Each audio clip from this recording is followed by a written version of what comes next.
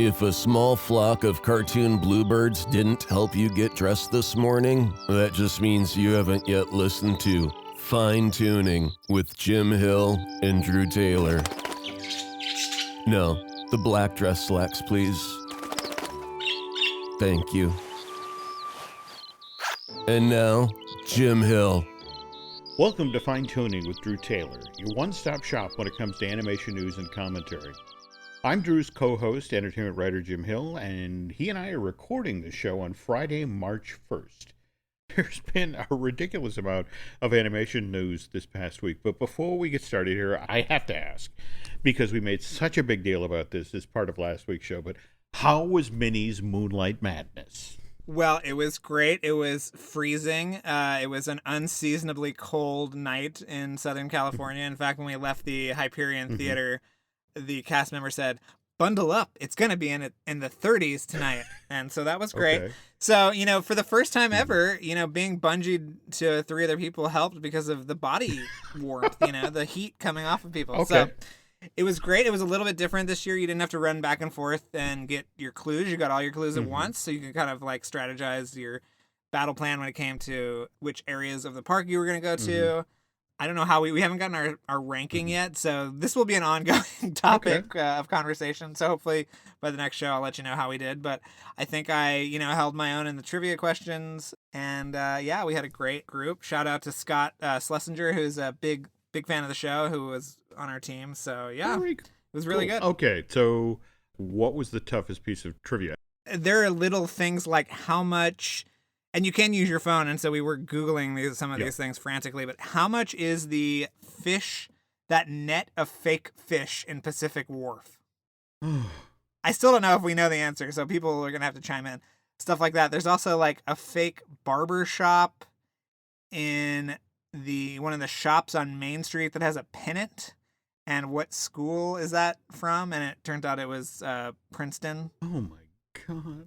Yeah, so stuff like that. There was some really hard ones, like things that I did not know. It was tough. Yeah. More power to you. I mean, it's just that I enjoyed my two experiences with it, but to be honest, I enjoyed the one more where I get to sit in the conference room for, a couple hours inside where it was warm, so. You love a good conference room. I do. Especially if there's taboo things. Yes, of course. To the walls. Yeah. That's it exactly. So, okay, so. You know what I hated though was the introduction to the show. They do this kind of like live introduction in the Hyperion Theater with this guy who is terrible, who's like from like Orange County dinner theater quality, and all he does is just do a bunch of math puns for 20 minutes. I mean, it was painful. It was really bad. Overall it was a great night. Wow. Okay. Well, you're sure going to get invited back next year now. Wow. Okay. Obviously, you've had a better week than, say, John Lasseter. And I guess folks have been beating you up on Twitter because we've been talking about the Lasseter situation, but man, this story will just not go away. I mean, I think on the last show we talked about how Emma Thompson had announced she was stepping away from Skydance Animation's Luck. The role of the character she was supposed to be playing was the head of the organization that controls the world's good luck. Yeah. And this film wasn't going to be released till March of 2021. It's 2 years away. This obviously had an impact on the production, but it was, it's not a deal breaker. But then, because people wanted to, well, why did she do this? Emma writes an open letter and it gets published by the Los Angeles Times. Yeah, I like that. She was like, I'm not going to comment, but I'll give you the letter. To give her credit, right from the get-go, she makes it clear that this has nothing to do with, and I'm quoting directly now from her letter, the very wonderful Alessandro Carloni. He was a longtime animator at DreamWorks SKG. But she says she clearly regrets having to step away from Luck because I love Alessandro so much and I think he is an incredibly creative director. But then she goes on to say that I can only do what feels right during these difficult times of transition. She's to talk openly about why she made this difficult decision because she's now looking to protect her daughter's generation. And then from there, that the actual letter feels very odd that you and your company would consider hiring someone with Mr. Lasseter's pattern of misconduct. If a man's been touching women inappropriately for decades, why would a woman want to work with him if the only reason he's not touching her inappropriately now is that it says in his contract he must behave professionally. And much has been made about giving John Lasseter a second chance, but he presumably is being paid millions of dollars to receive this second chance. And how much money are the employees of Skydance being paid to give him the second chance? And then if John Lasseter had started his own company, then every employee would have been given the opportunity to choose between whether or not they would give him a second chance. But any Skydance employees who don't want to give him a second chance have to stay and be uncomfortable or lose their jobs. Shouldn't it be John Lasseter who has to lose his job if the employees don't want to give him a second chance? I mean, these are tough questions, and which, by the way, Skydance Media Chief David Ellison has yet to answer. What is your take here? I think she's totally, within her rights to air these grievances. I don't know. I just don't think that the decision to hire him was maybe as well thought out as they claim. Because they clearly were not anticipating this kind of backlash at all. No. I feel like in the future, John Lasseter's transition from the Walt Disney Company to Skydance Media is going to be studied, as to how not to resurrect a troubled career. And on the heels of the show, I heard from a friend of Lasseter, and they've got a very interesting take on this whole situation. This is actually what was said along the lines of the conversation. It's like, look, back in May of 1996, Robert Downey Jr. was drugged out of his mind. He trespasses in somebody's house and is found asleep in his underwear in the bed of an 11-year-old boy, and he winds up going to jail twice. And now he's the biggest star in Hollywood. In fact, what particularly angered them is that this very next film that Downey's doing, it's a big family-friendly thing, The Voyage of Dr. Dolittle for Universal. And, of course, Emma Thompson is doing a voice for that. Right. And she's indicated at no time that she's uncomfortable or that she's going to quit the project because of Downey's past. And it's like, why is it that Hollywood has forgiven Robert Downey Jr.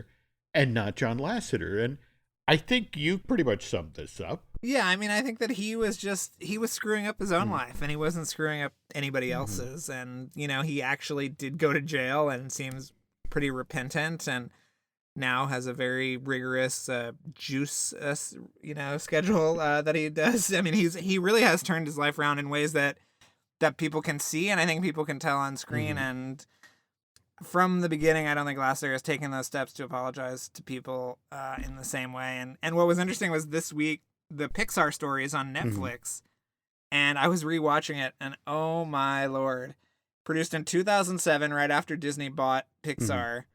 And the parallels to, they literally say he is the reincarnation of Walt Disney in this thing. I mean, word for word, it is insane how much power they gave this guy.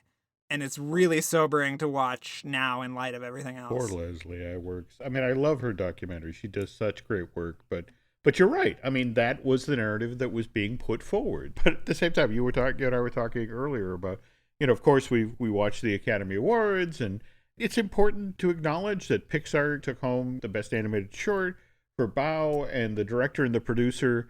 I loved their comment about nerdy girls who fill up their sketchbooks. I mean, my own daughter, Alice, who does that. It's just sort of like, wow, thank you for doing that. Right. But at the same time, to watch them as they're on stage, we'd like to thank Pete Docter for his creative leadership. And it was like, oh, geez, the same damn playbook. Yeah. How many times have you and I been to a press event that tangentially had something to do with Pixar? And they right.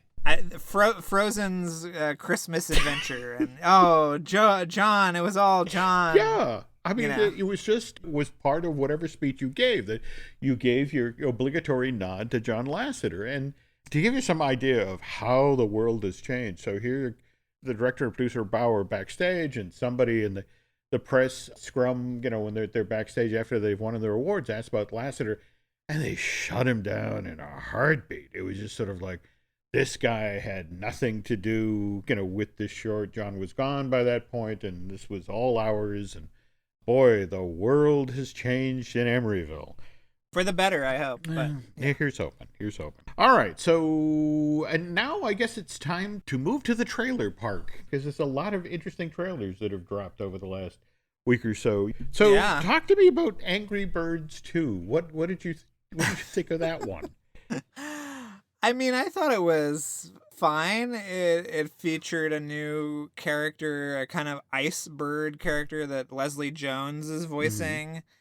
And she's on a kind of ice island, and she's mad at the birds and the pigs, and it seems fairly straightforward. I cannot attest to having seen the original film, so you'll have to tell me if this is a bold reinvention or not. But yeah, I mean, it looks great animation, but I mean, I cannot believe there's another Angry Birds movie. Well, we live in the age of we made $1.45. Let's make a sequel.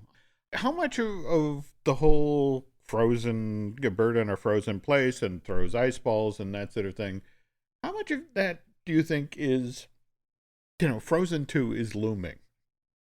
In fact, speaking of which, did you see the ridiculous coverage that we got? Yes, I thought that plot synopsis actually had been out. Yeah. Somewhere. So I'm shocked that that it got picked up. I mean, I'm very happy. No, I am as well. But it was one of these things where I'm looking at the Daily Mail from the UK, and Drew Taylor and Jim Hill have said this, and it's just sort of like, really? Get better sources, people. Jesus. that was my exact thought as well. Yes. Oh, honey, you listen to those two idiots. Oh, I'm so sorry. By the way, while we're talking about sequels, and more to the point, the Academy Awards. So, Puss in Boots 2. I was very surprised. But were you surprised by this news? As you said, with Angry Birds, the movie, I was pretty sure all the questions had been answered.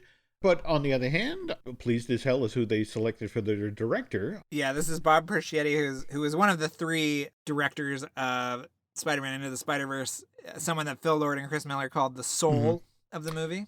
And he was head of story on the first one. So it's a homecoming of sorts. To me, it just seems very weird that you would go from a movie that is so experimental looking and feeling and go to something that is obviously such a corporate assembly line product. Did you see that Illumination is actually overseeing the production too? Yeah. But they made pains to say it will be animated at DreamWorks in Glendale, but that Illumination is, I don't understand it exactly what the structure is. We're going to be talking in the back half of the show about another one of these. Geez, that's got to be a corporate decision. The Hotel Transylvania 4 being dropped for December of 2021. But it's not just about the stories. It's not just about the people who are voicing the characters. It's the back of the house stuff. And one of the reasons that Illuminations within the animation community is celebrated is their ridiculously tight control over budgets. Yeah, they usually cost like a third of other productions. I took the last 8 films that Illuminations made, and on average, Illuminations manages to get a movie out the door to $72.7 million. I mean, obviously, behind that is a giant promotional effort, and when you're partnered with Comcast, I mean, there isn't a Universal movie. Well, for example, talking about How to Train Your Dragon did. But, a lot of people do point to the amazing promotional effort they made. Oh my God. On MSNBC, there would literally be that dragon would come up on the bottom of the screen and run around. And it was like, what? Oh, yes. Well, Universal owns this channel, of course. We'll get to that in the second half of the show here. But you break down the cost per movie and just on average, the last 8 films. So again, Illuminations really is the gold standard. They can get it in the low 70s. They can get a movie out the door that can make billions. It's kind of the same ballpark is Sony Pictures Animation. The original Hotel Transylvania, when that came out in 2012, they got that out the door for $85. And you and I both know that was a really troubled production. Yeah, the development on that thing felt like went on forever. Wasn't there at one point a version of the film where it was like Dracula and Frankenstein had rival hotels? And yeah, I think I when I did my Gendy, I did a big Gendy profile last summer, and I think there were like 7 different filmmakers attached before him, like crazy. Yeah. So to show you how disciplined Kennedy is as a filmmaker. The first one, again, with all of those problems, cost him $85. But the next two, he brought him in for less. He brought both Hotel Transylvania 2 and Hotel Transylvania 3 Summer Vacation in for $80 million apiece. And when you think about how far you can go in 2015 on $80 million versus 2018, that's impressive. But then you start to look at things like Blue Sky. Blue Sky, they come in at just under $100 million on average per film, 97.6. Then you get to Disney and Pixar. Walt Disney Animation Studios, on average, they get a film out the door for $155.5 million. Which, but again, that looks like a bargain compared to Pixar, where on average, there were a couple of films in here that helped throw off the curve, Good dinosaur. Yeah. Sorry. Again, I'm sorry, Bob. I had something in my throat. Sorry. But on average, it's $185 million. And this is before you spend a dime on promotion. We'll tell you what, we'll do a deeper dive into the numbers end of this stuff on the second half of the show. But for now, if you can hang in there, folks, it's just a quick commercial break.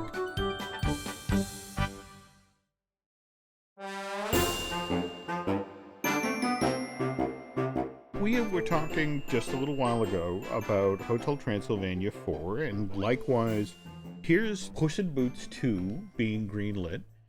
This is really a big deal. This is one of the reasons that these two pictures are going forward. And it has to do with the series based on these shows. I mean, what is it? Hotel Transylvania, the series, is now in the Disney. Which I think is pretty good. I've heard that. But it's a prequel, right? It's Mavis. Yes. Before... They're all in the hotel still. Okay. And yeah, there's no child or anything. Yeah. Okay. And then, what was the Dragons? Dragon Riders of Berk. Yeah, Race to the Edge at Netflix. And this is a relatively recent change in the industry, right? Now, we were talking about Penguins of Madagascar movie and why that underperformed, right? Yeah, I mean, Penguins of Madagascar from 2014 did underperform. And that was, do you remember that big shakeup where DreamWorks bumped this one up and then they pushed some original titles back because it was when they were really underperforming and they were really nervous about putting a product out that everybody knew that was connected to a brand. This was obviously part of the Madagascar series. And then it came out and underperformed, and they blamed the long-running animated series that I think at the time was running on Nickelodeon. Yeah, right? yeah. And that was the reason that they cited for it underperforming. Now, who knows what actually happened? And like I said, that was a pretty dark period in DreamWorks animation history. Well, remember, this was also when Jeffrey was trying to get it ready to sell. So it was all about, I need a hit to help bump up the price point. And the Penguins of Madagascar series, that was Bob Scully and Mark McCorkle, the Kim Possible guys. Yeah, exactly. There was definitely a pedigree there. Did you get to see the Kim Possible movie that they just did on the live action one for Disney? No, but apparently not a lot of people saw the Kim Possible movie.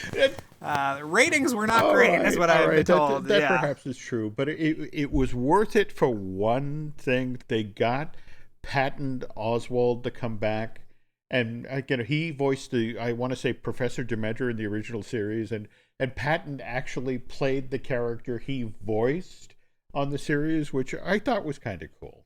Anyway, all right, so back to how the math has changed. That just this past weekend, we had How to Train Your Dragon Hidden World open, and you and I talked about that.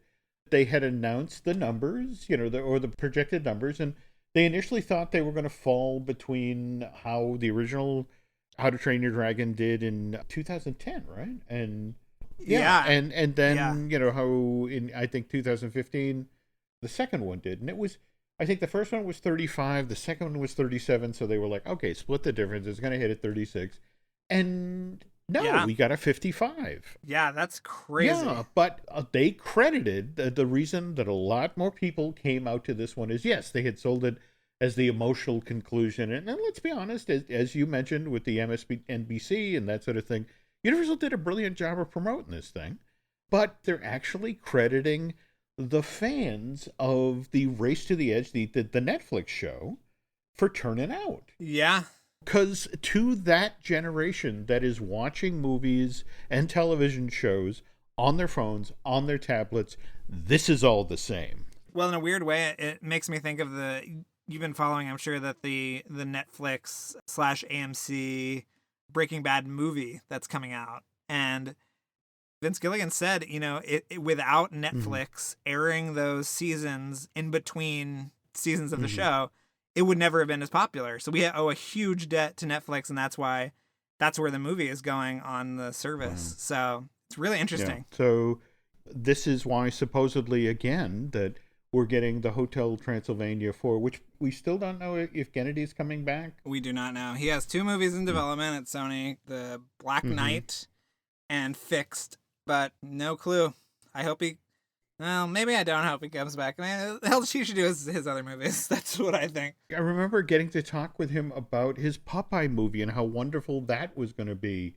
I'm sure you got into Sony Pictures Animation and saw the concept art that they had all over the place for Imagine That. Yeah. Can you imagine? Can you imagine? I mean, I love that, the whole concept of that movie. A kid who gets lost in his own imagination and his parents who have to go in after him. And he's such a good corporate citizen because, as he puts it, it's not my money. Right. They're giving me all this money to make a movie, but it's not my money. So I have to deliver what they want. And it's just sort of like, I think he's done his time in the hotel. Yeah. I'd love to see him get to do these other projects. Well, do you think that Inside Out kind of killed Can You Imagine? Jeez, I wonder. Can you talk about your Inside Out related story about the Imagination Pavilion or no? Okay, yeah. We talked at the top of the show a little bit about Pete Docter. He's Pixar's big time rep going to Imagineering. And so Imagineering thought, okay, here comes Pete Docter, and it's going to be John Lasseter revisited. And so they start prepping ride shows and attractions based on the films that Pete's directed. So they push through, for example, a Kevin, the prehistoric bird from Up. You've seen the photos and the images of that running loose in Animal. Oh my God, he looks amazing, or she looks amazing, I should say. Just looks like the poor cast member that's inside of that outfit, that if they trip, they're going down like a tree. They can't put their arms out because their arms are inside controlling that amazing head and mouth and, the blinking eyes and all that.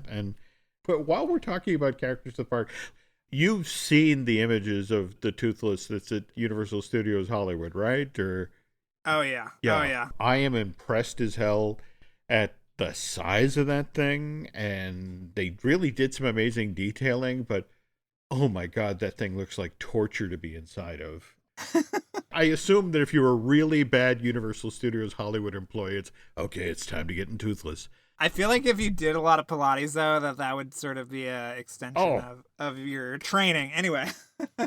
And they do such short meet and greets outside of the park. I mean, he's out there maybe 5 minutes, and then he laboriously walks back. Though, again, what was cool when they showed the image of him walking back is to show how ridiculously hyper-detailed the outfit was. It had this long black tail that actually had the artificial fin that Hiccup had made for him. Oh, that's so cute. No, beautiful detailing. But all I can picture is he gets backstage, they unzip this guy out of the costume, and then a team of chiropractors try to make, like, silly putty, make him back into human shape. Anyway, back to Pete Docter. The folks at Imagineering thought, okay, so basically what the deal is here, he's going to come in, and if we show him attractions that are based on his movies, he will say, yes, let's do that. And so there's been this sort of elaborate plan to do a redo of the Journey to Imagination ride at Epcot.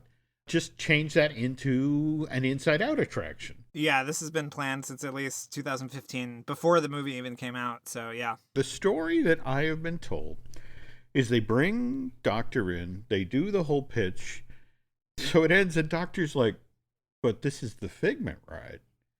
And it's like, yeah. And it's like, but Figment's in, Inside Out. You put him in there, sir.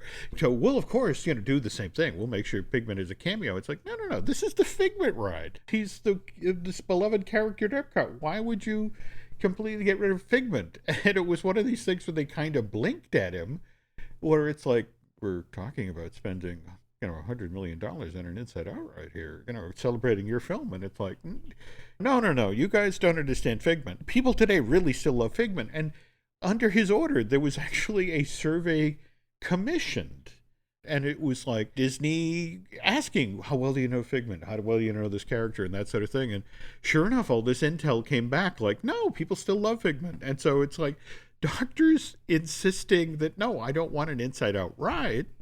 I want a Figment ride. And on the other hand, if you want to put an Inside Out movie in the old 3D theater, yeah, we could do that. That makes sense. But Doctor actually dug in his heels and insisted on this old school Disney style ride, because he legitimately loves the theme parks. I mean, he didn't work there like John. He wasn't a Jungle Cruise guy, but he loves the parks.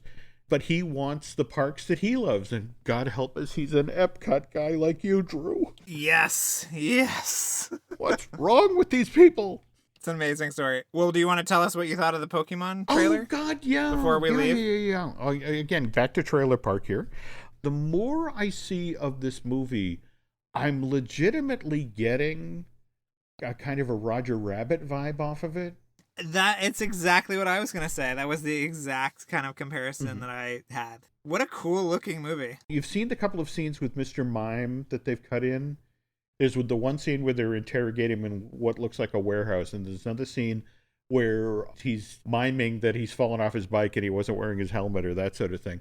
But it's in a dark alley with limited light sources and that sort of thing. And remember, the kind of famous stories that Robert Zemeckis and Richard Williams did on the original Robert Rabbit. Like, remember when Eddie and Roger were in the hidey hole at the Terminal Bar?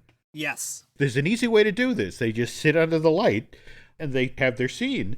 But both Zemeckis and Williams didn't want that. So they hit the light that was hanging over and it was swinging back and forth. And yes. So that's the thing. I look at this and that's what this feels like. It's like there was an easy way to do this movie and they opted to go the other way. Yeah. Beautiful work by MPC. Mm-hmm. But again, I guess if we're talking about animated doing CG in live action environment, we also have to talk about the other CG and live action environment projects that just got a release date, right? Which one? Big Red. Oh, yes. Clifford the Big Red Dog. Right. Got announced for November 2020. Mm-hmm. Not really as inspiring a creative team behind that one. But come on. Alvin and the Chipmunk, one of the directors of one of the Alvin and the Chipmunks movies, but Paramount's very horny for this, for lack of a better word. So, I mean, I don't know what their approach to animation is. I guess we're going to see Wonder Park finally next week. Yeah. By the way, who is replacing Jeffrey Tambor? Oh, and as the bear? Ken Hudson Campbell, who played Bruce, the ominous bookstore owner in 1997 Disney Channel original film Under Wraps. Well, okay, so I'm sure he's wonderful. But I guess what brought that to mind was the whole Emma Thompson situation. The notion of having an actor step away from a project and having to fill that in. I mean, look, in her case, as we mentioned, it's 2 years away. Yeah, they lost whatever recording she's done to date, but at this point, gotta be mostly animatics, boards, that sort of thing. Right. I think the one that I always felt the worst for was the Despicable Me 2 situation. With Al Pacino? Yeah. They hadn't finalized his deal. He walked away like 3 weeks before the movie opened or something. I can't imagine that. I can't imagine being in that situation. I mean, look, it's one thing when it's like Atlantis the Lost Empire where, they evidently, they had all of this wonderful stuff that Lloyd Bridges had done, but then Lloyd Bridges died. Wait, what character was he? Preston, the millionaire who funded the thing. John Mahoney. Oh, okay. John Mahoney did a great job. He did, but evidently Lloyd Bridges, it just had that great little touch of craziness that he always brought to, the stuff he did late. And then, again, there's the strictly financial choices. Like, the way I hear it, Dan Castellaneta had recorded everything for Aladdin and the King of Thieves. I mean, they were animating when Disney sort of healed the wound with Robin Williams and, let bygones be bygones and said, hey, by the way, if you want to do this. And, I mean, Dan still got a check. That's the thing of Wonderland. I wonder if we're ever going to hear any of that Tambor stuff. Yeah.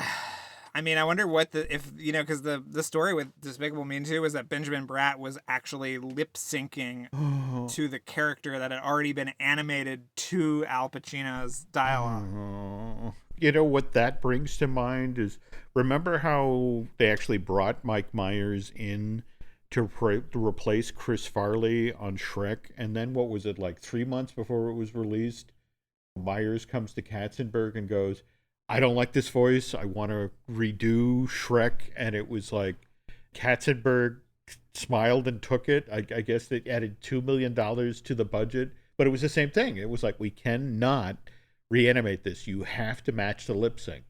And I guess that's where the Scottish Brogue came from. Oh, him trying to match what Farley had done? Well, no. The thing is, the Farley version was actually going to go in an entirely different direction than, in fact, well, first of all, do you know about Shrek had parents? No. Shrek's dad was voiced by Tom Bosley, and Shrek's mom was voiced by Marion Ross. So you've got the mom and dad from Happy Days. They literally live under a bridge, all right, and their job is to frighten people who are going over the bridge. And so they're basically training their son Shrek in the family business. And one day they hear something up on the bridge, and okay, son, here's your chance, and they send him up. And he goes up on the bridge, and it's a knight in shining armor. And Shrek has never seen anything like this. This is amazing. They have some sort of a banter, and the knight rides off, and that's why Shrek wants to be a knight. I mean, it was a real departure from the early version of, if you've read the original William Steig book. But that's Chris Farley. It's, so it was a much sweeter Shrek, because, again, he was just basically this big kid who was training to be in the family business, which was, lurking under bridges and frightening people, and saw a knight, and I want to be that. And that was the whole thing of, that was why he went to the tower to rescue Fiona for Farquaad. That's really interesting. They had all of this work done with Chris Farley, and in fact, I remember talking once with Tom Cito about, they were still trying to settle on a way to make it look different, and at one point, they were doing CG animation, but dropping it into dimensional sets, like kind of a Rankin Bass thing. Oh, that's so cool. So again, you got that storybook look. Somewhere in the vaults is all of the stuff that Chris Farley did. In fact, I got to hear once one piece that he did, and it was one of these things where I have no idea where this fits in the movie, but it's Chris Farley singing the Paul Simon, Art Garfunkel song, Feeling Groovy. Wow. Where would that have gone in the movie? Anyway, so God, we have gone far. We have gone far okay, afield. So at this point, folks, the smartest thing would be to shut this down. Okay, so until we do another one of these, of course, Drew, if they've enjoyed your stories, where else can they hear other stories by you? Well, they can go to moviephone.com, where I am executive editor, or listen to Light the Fuse, the podcast about Mission Impossible that I co-host with Charles Hood. We've got great interviews this week with the Filmograph guys who did the title sequence for Fallout and Rogue Nation. They just did Glass and Aquaman, so they are like on a real, hot streak. And then on March 15th, we've got the beginning of our 3-part Brad Bird interview, so buckle up for that one. It's going to be amazing. Okay, we got the podcast that started all, Disney Dish with Len Testa, Marvelous Disney, which is, of course, about Marvel Entertainment, and I do that with the amazing Aaron Adams. We have Universal Joint I do with Dustin Fuse. We have Looking at Lucasfilm with Dan Z. And then, of course, the brand new merch show that we're doing, I Want That, with Michelle Valladolid. If you could head over to iTunes and rate and recommend these shows, that would be terrific. It helps expand the audience, and we'll be back here with a brand new show very soon. Till then, take care. Be sure to tune in again for another fine episode of Fine Tuning with Jim Hill and Drew Taylor.